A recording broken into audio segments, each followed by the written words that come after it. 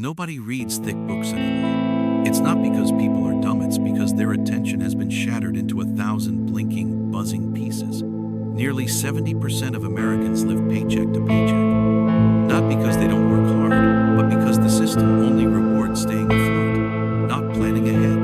Long-term investors, they're disappearing. Replaced by gamblers chasing meme stocks, crypto highs, and the dream of overnight success. People aren't foolish. They've just been rewired to think in short bursts. They've been trained to move fast without stopping, and punished anytime they pause. In a world built for speed, slow, strategic thinking is treated like a flaw.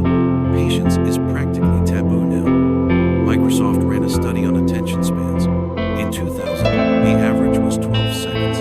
By 2015, it had dropped to 8 seconds. That's shorter than a goldfish. But this isn't evolution. It's design. We've built a world that profits off your distraction, that floods your brain with signals, buzzes, and dopamine hits, that punishes any moment of quiet.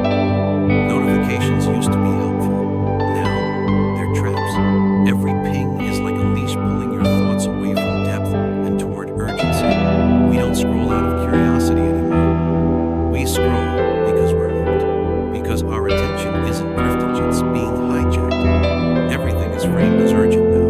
News alerts, sales, limited time offers, deadlines. Even the things that should take months or years are shoved into artificial countdowns.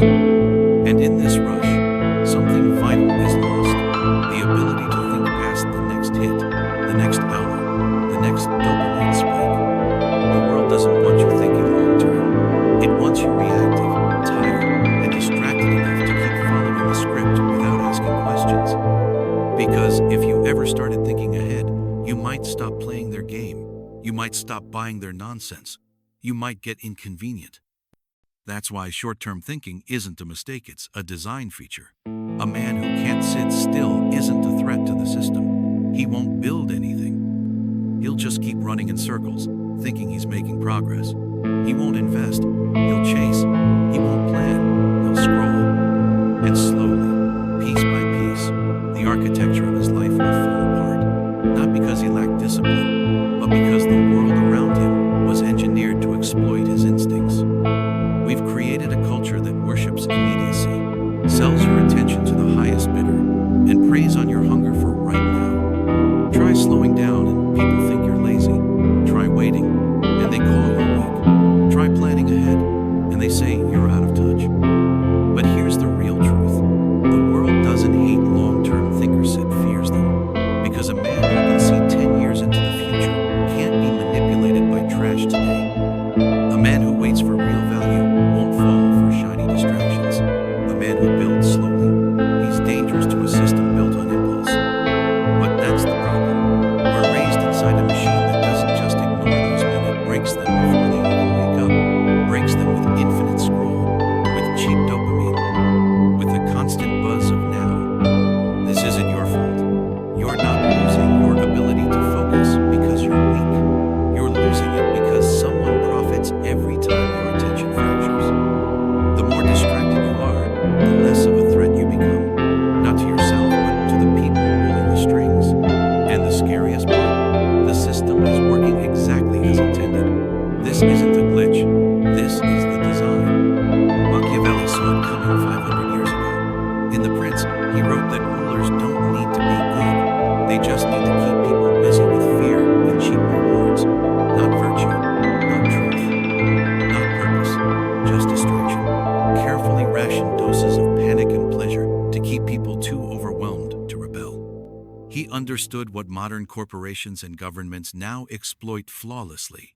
People who can't think far ahead are easy to control. If you're stuck worrying about the next notification, the next bill, the next hit of pleasure, you won't question anything. You won't ask why the rules feel rigged. You won't ask who benefits from your burnout. And that's the point. This isn't random. This is strategic sedation. Fear pushes you. Pleasure numbs you. And neither allows for reflection. People driven by fear and dopamine don't need chains. They'll stay in line all by themselves as long as they feel entertained or temporarily safe. And that's exactly how the system likes it. Short-term thinkers don't start revolutions. opinions. They start arguments online. They follow trends.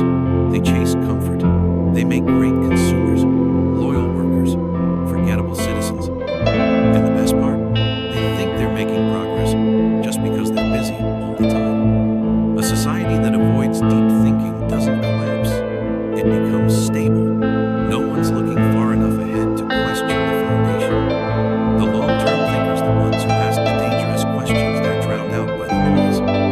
What happens in 10 years? Who really holds power? Why does this game feel unwinnable? Those are the questions the system was built to erase. It floods your brain with flash sales, breaking news, algorithmic chaos just to keep you too distracted to think clearly. That's why everything feels urgent. Buy now, react now, fear now. Just don't pause. Because when you pause, you see. And when you see, you might rebel. Not with violence, but by stepping outside the role they assigned you. But a man stuck in survival mode doesn't rebel. He complies. He blames himself. He keeps running harder and harder in a race built to exhaust him. Machiavelli was clear. You don't need truth to rule. Just enough distraction and fear to keep people from asking for it. And fear isn't always a weapon. Sometimes it's subtle. The fear of being left behind. The fear of not being enough. The fear of losing relevance. The fear of missing out. That invisible fear, it rules your purchases. It shapes your politics. It defines your self-worth. And it works perfectly because it feels personal, like your own private struggle, not the result of a rigged design. So you never question the system. You just try harder to survive inside it. And what do we get from all of this? A generation that can't sit still, can't wait, can't delay gratification. Not because they don't want to, but because no one ever taught them how. They were raised to consume, to react, to obey, to perform, but never to observe, never to plan, never to build anything real. And what's left behind is a culture that confuses noise for meaning, that mistakes movement for progress, always spinning, never arriving. That's not growth, that's containment. That's not freedom, that's control. And the people behind the curtain, they know exactly what they're doing. Because as long as you're only thinking about tomorrow, you'll never imagine a life beyond their system. You give up when things don't pay off right away, not because you're unmotivated, but because you've been trained to expect instant results. Delayed payoff feels like failure. Waiting feels like weakness.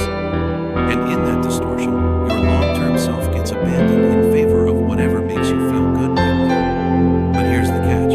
The system doesn't just tolerate this behavior. It profits from it. Entire industries exist to keep you in a cycle of consumption, debt, distraction, and doubt. You're not seen as a citizen anymore. You're a data point, a consumer, a user, and your value. It's measured by how impulsively you spend your time, money, and energy. And once you start seeing that, it all clicks.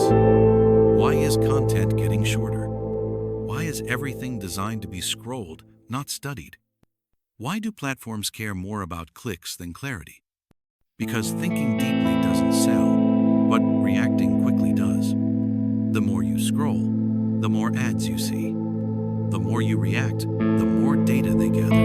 The more exhausted you become, the less you question the system. It's no accident that busy is now a badge of honor. You're applauded for being overwhelmed, booked solid, always hustling, never pausing, never questioning. Because questioning breaks the cycle.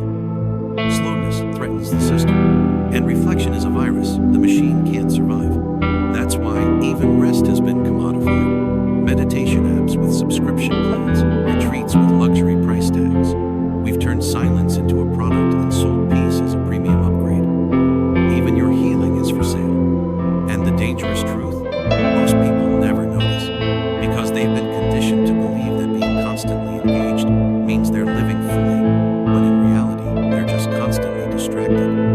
Look around. The people who seem most successful, always posting, always working, always on. They're often the ones most afraid to stop.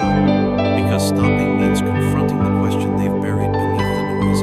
Is this even what I want? But we don't ask that. We ask, what's next? What's trending? What's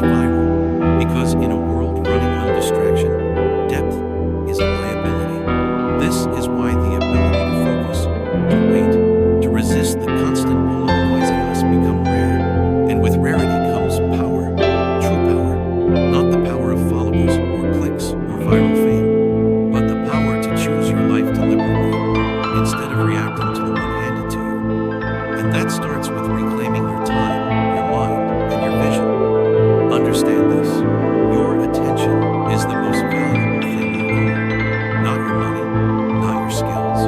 Your attention. Because where your attention goes, your life follows.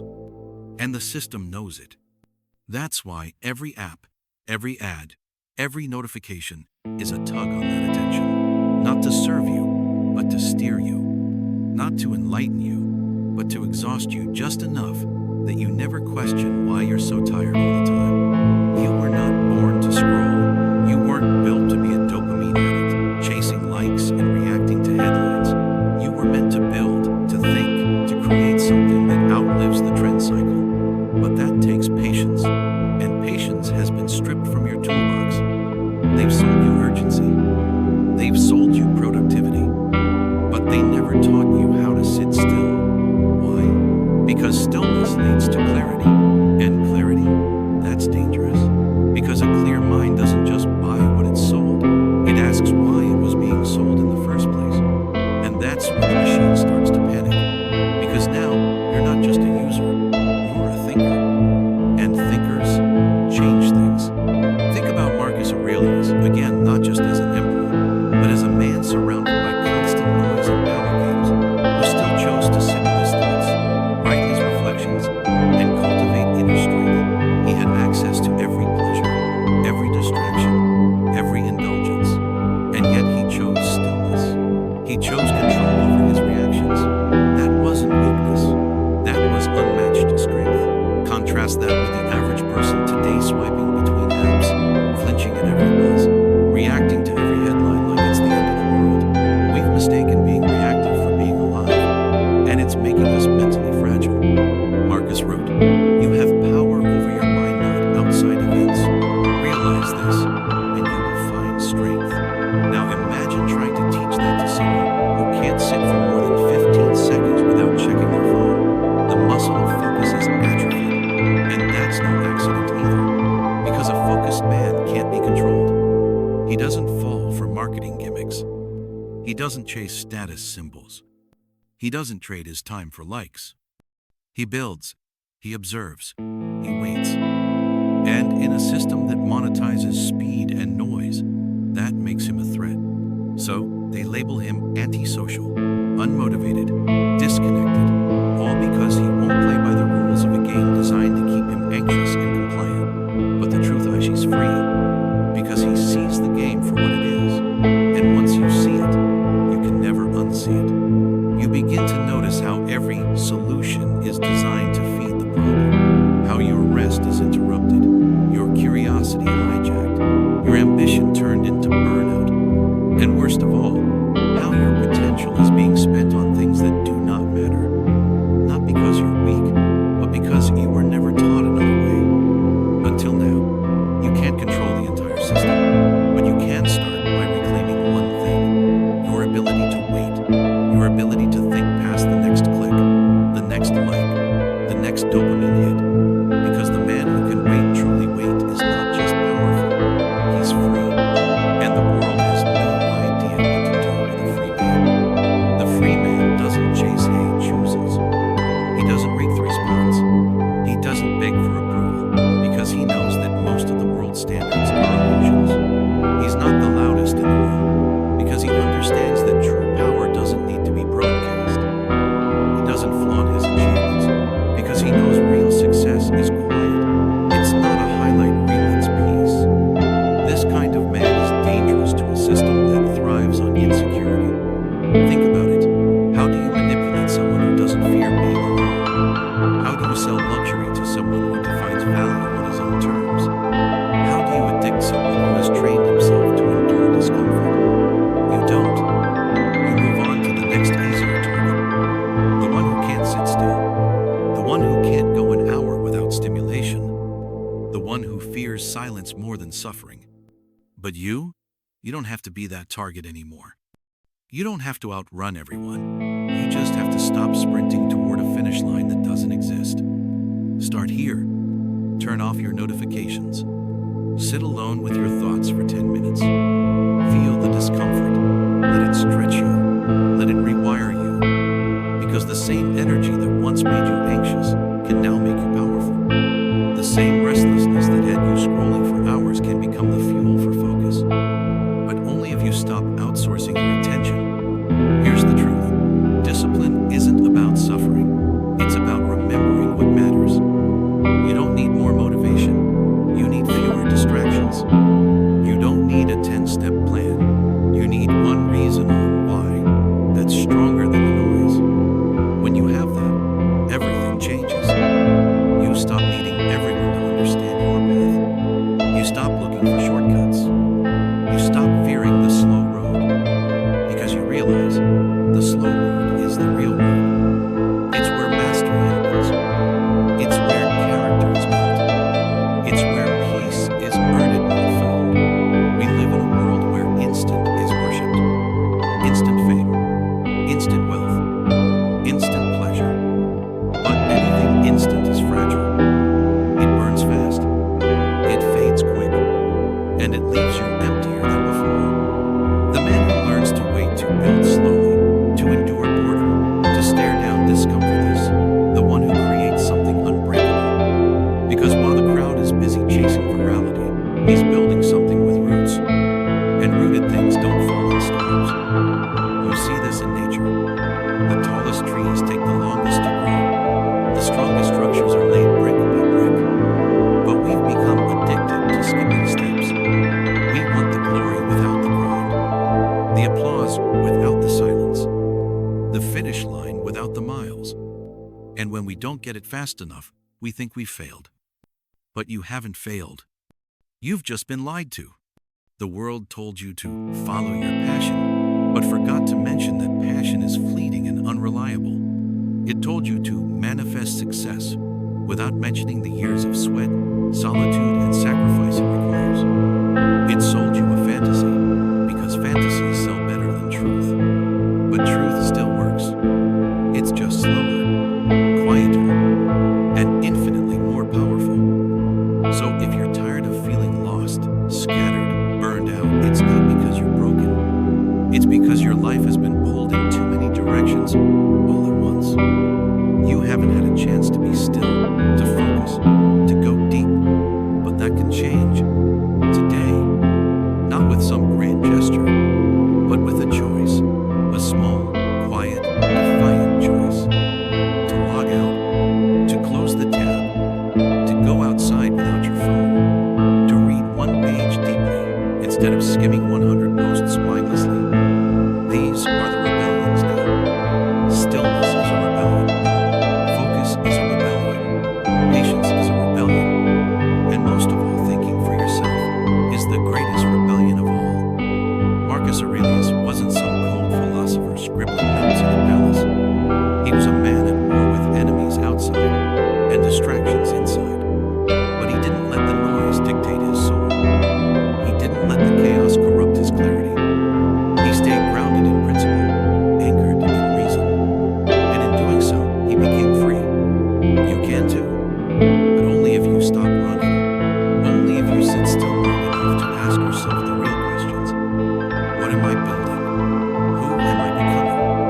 And who profits from me staying distracted? Answer honestly. And if the answer disturbs you, good. That's the beginning of real change.